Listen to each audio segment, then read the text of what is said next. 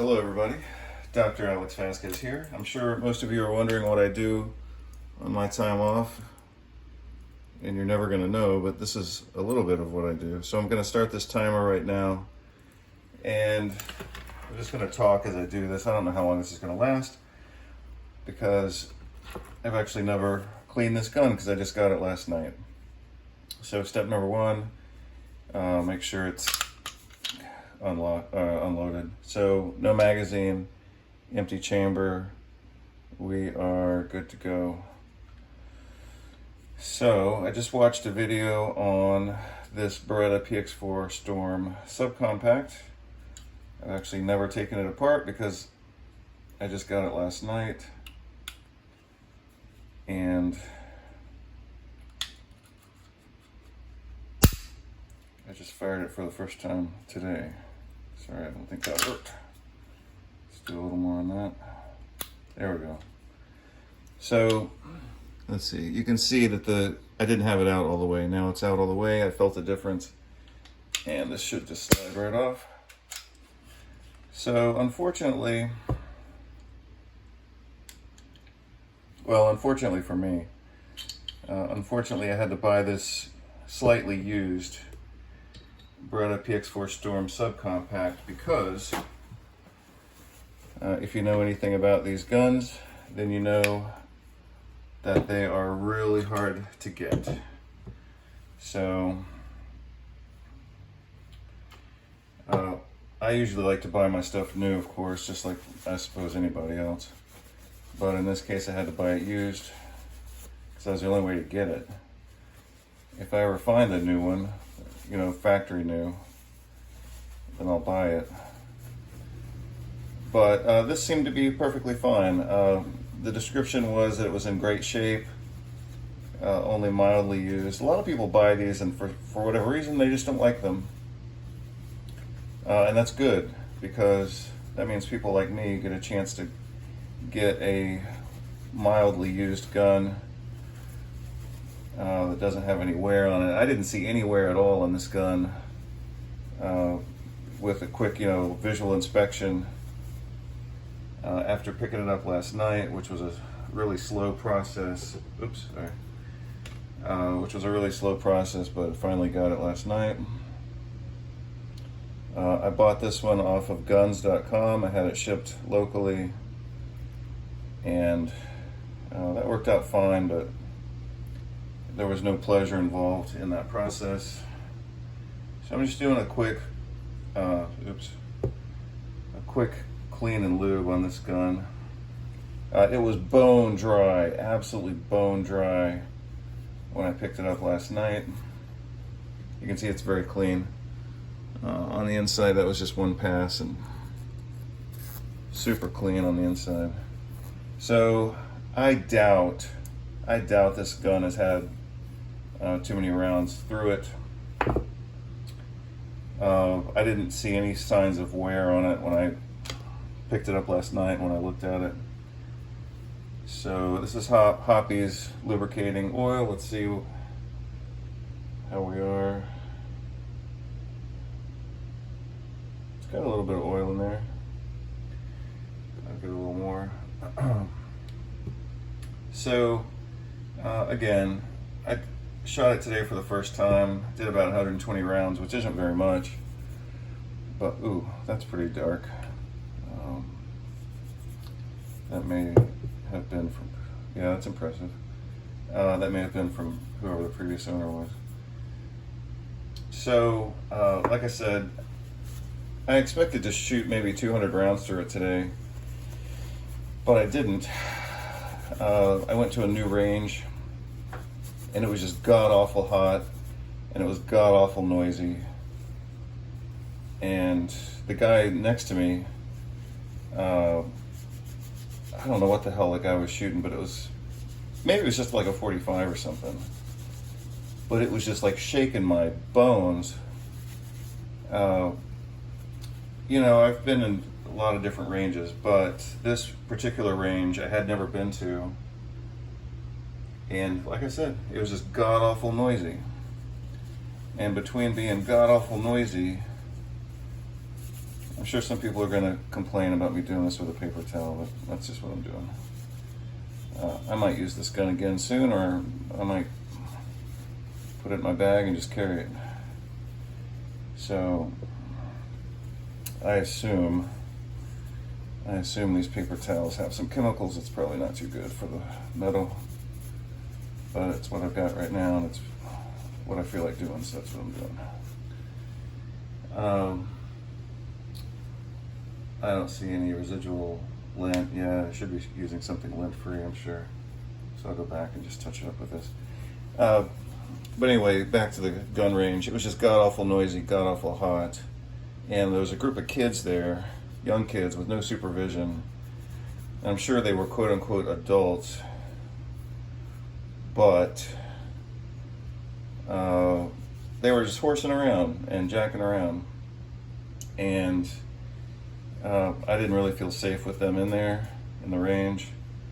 And it was just too bad.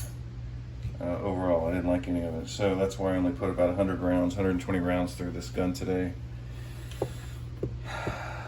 I went there thinking I would do more, but that's just the way it turned out.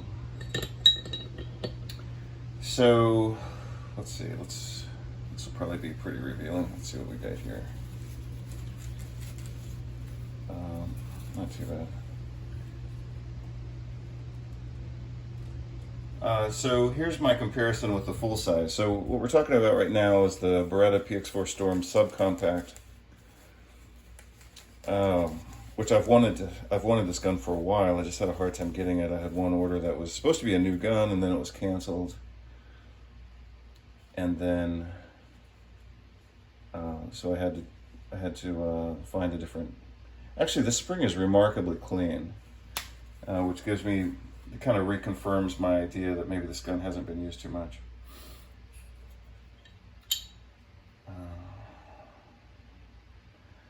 So, let's make sure I get this in.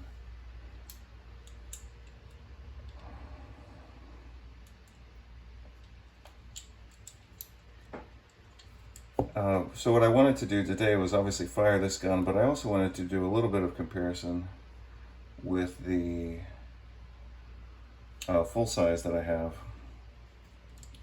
And the full size definitely shoots smoother, much less recoil, probably due to the just size of it. Oops, god damn it, it's not very gunsmith of me.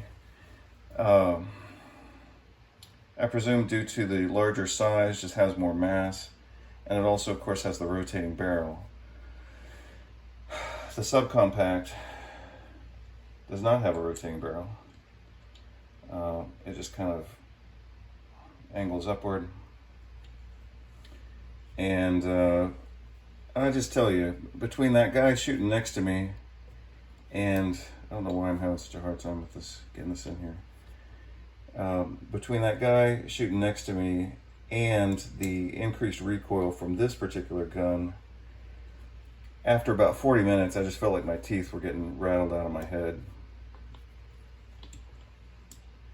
For some reason, we're not getting along very well here. And I hope it's not because I have it in backwards, because I don't think it is in backwards.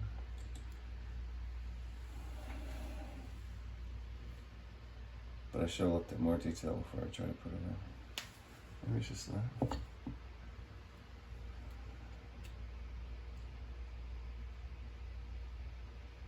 Yeah, that's it. Sorry, I was putting it in back, but it's why it wasn't working. Yeah, much easier. Doing it right always helps. So, like I said, I wanted to do 200 rounds, about 120 into it. I was just baked with the heat. Just taking a look at this. It's pretty clean.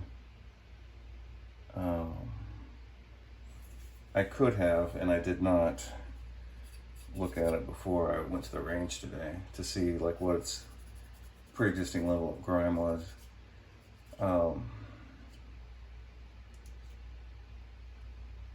I'm still assuming that I'm still assuming and I'm still believing that this gun was only lightly used before I got it. I'm just checking some things out.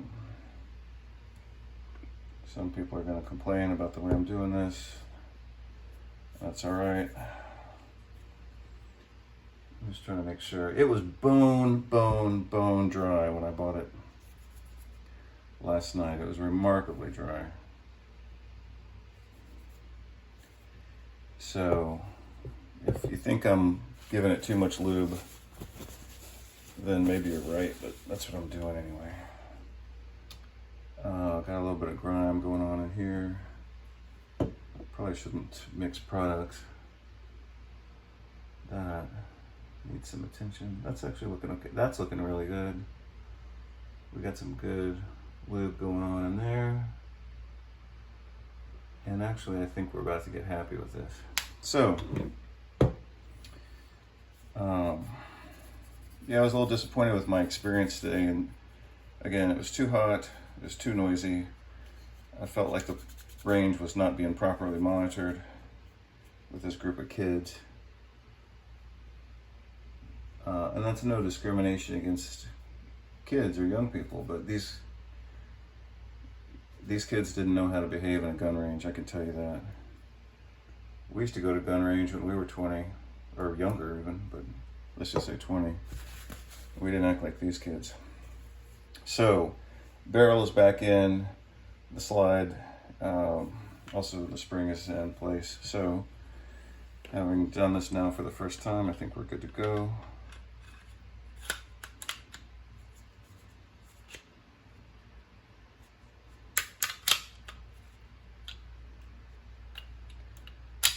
Berettas are famous for being easy to use, easy to maintain, and they've obviously earned that reputation. And you just saw that reputation in action, because I've never field strip. This is the full-size gun that I have is actually pretty new as well. I've never taken it apart. So this is back in place, that's back in place. So we've got our 4 main pieces. Grip, slide, barrel, spring is back in place. We're good to go. We're still as empty as we were previously. Totally in love with this gun, love it. Even though it does kick quite a bit more than the bigger version. So I've probably put 400 rounds through this big one. No magazine, empty chamber. I'm going to clean this one as well. But I'm pretty pleased with this one. Which one do I like more? I have a good answer for that. The one I like more is the one that I use at the appropriate time, which depends on carrying it or having it nearby at the appropriate time. So if I've got one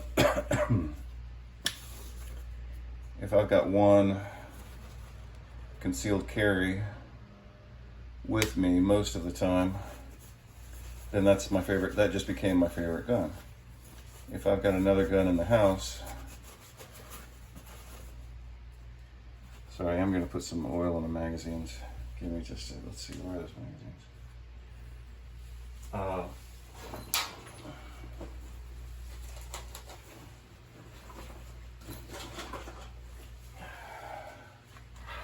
The gun I've got on me is my favorite gun.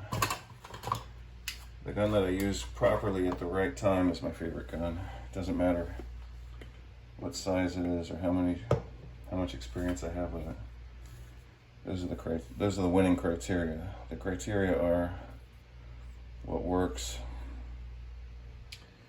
at the right time. So let me just touch on what I'm going to do with these, magazines. This is the Pinky Extender magazine, as you can see there, and that actually does make a difference. I don't really know if my hands are considered big or small, or I don't give a shit. But obviously with the full size, I can get a full, as we say, a full purchase on it. And with the subcompact, I can't. So that's really not enough. But that little Pinky Extender, empty magazine, empty chamber, empty gun, that little Pinky Extender really does make a difference. So what I'm going to do is I'll load the magazine for concealed carry, but my secondary magazine, so this is a 13+1 setup, this is a 17 magazine. So my backup magazine within my bag is going to be the 17, not another 13. And part of the reason for that is I personally, for my setup, I don't want to be in the habit of having a 13 round magazine next to my full size, because then I might super accidentally, try to stock my full size with a short magazine, and that wouldn't work, and that could be a fatal mistake. So in order to avoid doing that, I'm going to have to be careful with how I keep these magazines mixed in with the guns.